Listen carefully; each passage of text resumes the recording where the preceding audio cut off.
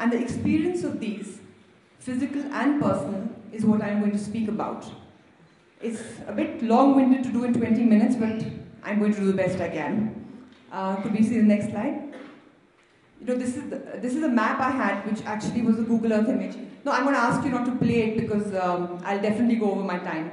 So I'm just going to show you this actually. I did this trek in 2003, and the pass at close to 6,000 meters is a pass that connects the Bhagirathi and the Alaknanda valleys and truly takes one halfway across Garhwal, and was first discovered by Tillman and Shipton in the 30s. Next slide, please. The trek started in Gangotri, and the route goes along the Pilgrim Trail, next please, to Gomukh. Next. The Bhagirathi peaks, we got a great view from there. Next. The weather was crystal clear, and the views were magnificent. The mountain in the picture is Shivling, one of the most beautiful mountains in the world, possessed of a spectacular physical beauty and a deep spiritual vibration, imbibing it with an almost eternal mystique. Next. We got lovely views. Next. And were blessed to walk in the base of these. Next. Yeah, next. And we had beautiful campsites. Next.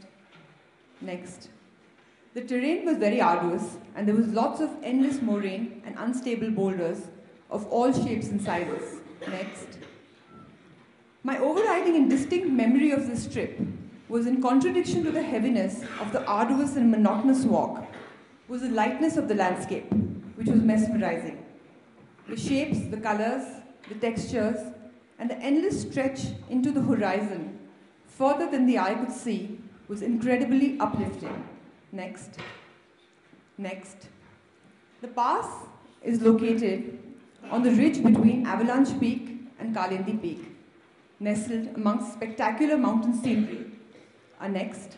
And after a steep climb, we reached the pass. Next. The view from the top was simply breathtaking. And as my friend Sukeshi, who I did this trek with, who's here, and who I do all my treks with, reminded me, I was heard commenting that such was the view from an airplane. It was very thrilling for me.